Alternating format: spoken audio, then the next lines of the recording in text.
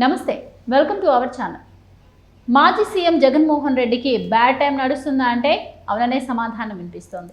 ఒక పక్క హైకోర్టులో సిబిఐ ఇప్పటికే ఆయన కేసులను రైజ్ చేసిన పరిస్థితి మనం చూస్తున్నాం. ఈ నేపథ్యంలో మరి హైకోర్టు కనుక అనుమతిస్తే ఆయన వ్యక్తిగత మినహాయింపు నుంచి బయటకి వేస్తే ఆయన మాత్రం మరి రోజు కోర్టుకు హాజరవ్వాల్సిన పరిస్థితి. మరోపక్క మరి 21, 22 తేదీల్లో అసెంబ్లీ సమావేశాలు జరగబోతున్నాయని చెప్పి వార్తలు వస్తున్నాయి. ఒకవేళ అసెంబ్లీ సమావేశాలు జరిగితే మరి సీఎం జగన్మోహన్ రెడ్డి అసెంబ్లీ సమావేశాలకు వెళతారా, వెళ్లే ఆలోచన ఆయనకుందా? ఇలాంటి పరిస్థితుల మధ్యలో ఆయన చాలా ఇరకాటంలో పడ్డట్టయితే వార్తలు వినిపిస్తున్నాయి. మరి దీనికి సంబంధించి కూడా మరిన్ని వివరాలు తెలుసుకునే ప్రయత్నం చేద్దాం. మనతో ఉన్నారు senior political journalist doctor Durga Vadlamani గారు.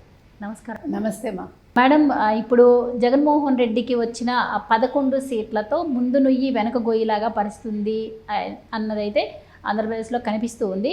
ఇప్పటికే మరి ఆయన 11 మంది ఎంపీలతో ఆయనతో కలిపి అసెంబ్లీకి వెళతారా లేదా, అసలు వెళితే ఆయన ఏ సీట్లో ఎక్కడ సీట్ ఇస్తారో ఆయనకి, ఆయన ఎక్కడ కూర్చుంటారు అన్నది ఒకటైతే, మరోపక్క ఇప్పుడు సిబిఐ కూడా మరి హైకోర్టులో ఆయన కేసులు మూవ్ అవ్వడం కోసం ముందుకెళ్తోంది. మరి హైకోర్టు కూడా వ్యక్తిగత మినహాయింపు నుంచి తప్పిస్తే ఆయన మరి కోర్టులకు కూడా రోజు హాజరవ్వాలి అని వార్తలు వినిపిస్తున్నాయి. సో ఏం చెప్తారు ఇప్పుడు ప్రజెంట్ మాజీ సీఎం జగన్మోహన్ రెడ్డి గారి సిచ్యువేషన్ గురించి? ఇప్పుడు ఆ రోజు 23 సీట్లకి ఎట్లా నవ్వారు అసెంబ్లీలో చంద్రబాబు నాయుడు గారిని చూసి. ఆయన వయసుకు కూడా మర్యాద ఇవ్వకుండా ఎన్ని రకాలుగా హేళన చేశారు ఒక్కొక్కళ్ళు. వాళ్ళ అదే గురువిందగింజ సామెతలాగా చేశారు కదా.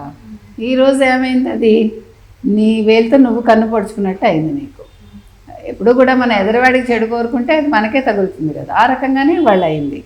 సో ఈరోజు జగన్మోహన్ రెడ్డి గారు పులివెందుల నియోజకవర్గానికి వెళ్ళే కార్యక్రమం కూడా ఆయన మానుకున్నారు.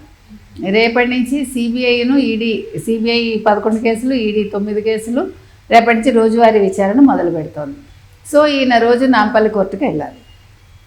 వీళ్ళు హైదరాబాద్లో ఉన్నారు, చంద్రబాబు నాయుడు వాళ్ళు తాడేపల్లిలో లేరు, అమరావతిలో లేరు అన్నాడు కదా ఆయన జగన్మోహన్ రెడ్డి గారు. మరి ఈరోజు నువ్వు ఎక్కడ ఉంటావు? హైదరాబాద్లో ఉండాలి కదా, నువ్వు ఏమైనా అక్కడ ఉంటావా నువ్వు? సో ఇవన్నీ కేసులు తేలాయి అనుకోండి, ఈ స్కాములు లేకపోతే ఇవన్నీ కూడా తేలితే అప్పుడు ఆయన రాజమండ్రి జైలుకి వెళ్తాడు ఆయన. సో ఈ రోజువారీ విచారణ ఎప్పుడైతే మొదలవుతుందో ఇప్పుడు ఆయన రోజు వెళ్ళాలి. బికాజ్ అంతకుముందు ఏం చెప్పాడు ఆయన, నేను ఒక ముఖ్యమంత్రిని అని చెప్పాడు ఆయన. ప్లస్ సెక్యూరిటీ ప్రాబ్లం ఉంటుంది, బోల్డ్ ఖర్చు అవుతుంది, నేను రావాలంటే శుక్రవారం ఆయన రావాలి కదా. సో అక్కడ మినహాయింపు పొందాడు. కానీ అసలు మినహాయింపు ఎలా ఇస్తారు నాకు అర్థం కాలే అప్పుడు. కానీ ఇప్పుడు మినహాయింపు ఇవ్వడానికి అయితే లేదు. ఇప్పుడు సిబిఐ కానీ ఈడీ కానీ రేపటి నుంచి విచారణ అయితే చేపడతారని తెలిసింది మనకి. ఇప్పుడు విచారణ చేపట్టినప్పుడు ఈయన డెఫినెట్గా అయితే వస్తారు, నెంబర్ 1. నెంబర్ 2, ఇప్పుడు మనం ఇందాక స్కాములన్నీ విన్నాం మనం. ఈ స్కాముల్లో కూడా ఒక్కొక్కటి బయటకు వచ్చాయనుకోండి, అవి కూడా ఈయన పీకి చుట్టుకుంటాయి కదా కొన్ని. అంటే ఈ కేసులు కాకుండా ఎక్స్ట్రా ఈ కేసులు, అది కాకుండా మంత్రుల కేసులు, మంత్రులతోటి ఈయనకు కూడా దాంట్లో లింకులు ఉంటాయి. సో ఇప్పుడు పాముల్లాగా ఇవన్నీ ఈయన మెడకు చుట్టుకుంటాయి అన్నమాట. ఇంకో పక్క స్వామీజీ ఉన్నారు కదా, స్వరూపానందేంద్ర స్వామి, ఆయనకి సెక్యూరిటీ ఇచ్చాడు ఈయన. ఆయనకి మరి ఆ సెక్యూరిటీ ఎందుకు ఇచ్చారు, అసలు ఇవ్వాలా అక్కర్లేదు, ప్రభుత్వం ఆ కోణంలో ఆలోచిస్తుంది. అది కూడా కోట్లతో సంబంధించి ఉంది. అన్నీ అంటే ఈయన అన్ని కోట్లు తప్ప ఎక్కడ మనం వేలు లక్షలు ఎక్కడ పదాలు మన ఇప్పుడు ఇంక మీద మర్చిపోవాలన్నమాట. సో అన్ని కోట్లలోనూ లక్షల్లోనూ ఉంటాయి స్కాములన్నీ కూడా.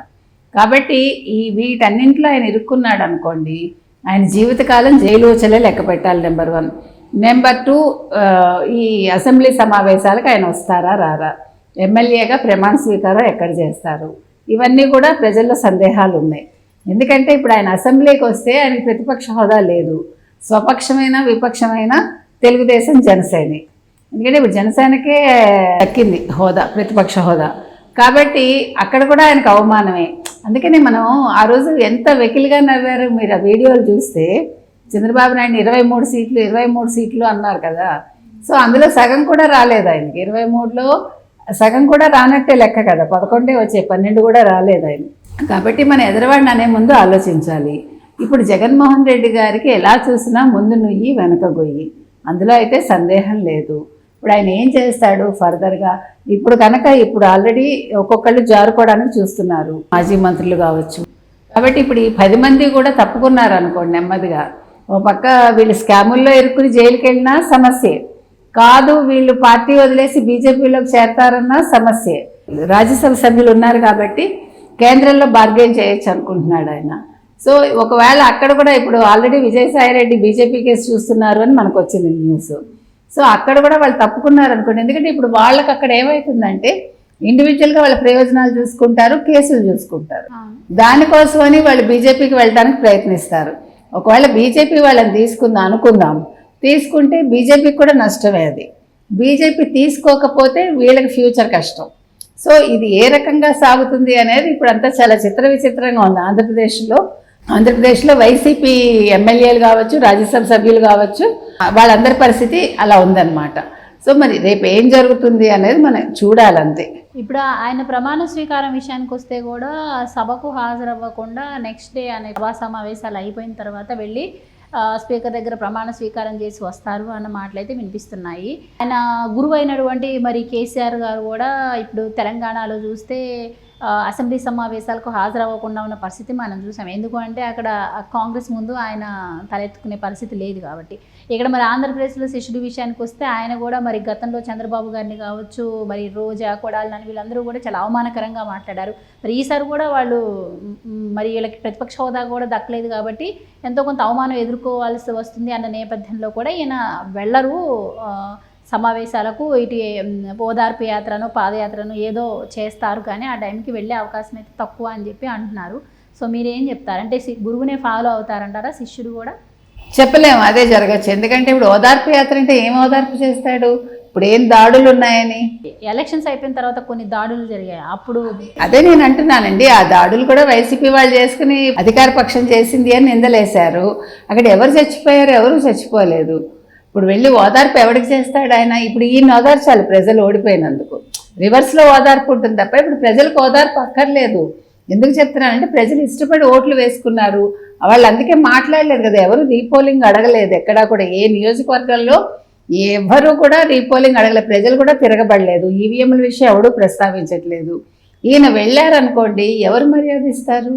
ఇప్పుడు ఎందుకు వచ్చావు నువ్వు, ఇంతకాలం పరదాల్లో ఉన్నావు కదా అని అంటారు. నెంబర్ 1.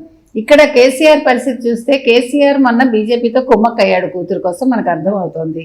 ఒక్క సీటు లోక్సభ సీటు వచ్చింది ఆయనకి. ఎంపీ సీట్లు ఒక్కటి గెలిచారా? వాళ్ళు గెలవలేదు. అప్పుడు ఏమైనా ప్రెస్ మీట్ పెట్టి మాట్లాడారా ఎవరైనా? ఉత్తప్పుడు ఎలా ఎగురుతాడు? ఏంది బై ఏం మాట్లాడుతున్నావు అంటాడు కదా. ఇప్పుడు ఏం మాట్లాడలేదు ఆయన. ఎదురవాడిని ఏం మాట్లాడుతున్నావు అనే పెద్ద మనిషి ఈరోజు మాట్లాడలేని పరిస్థితుల్లో ఆయన ఉన్నాడు.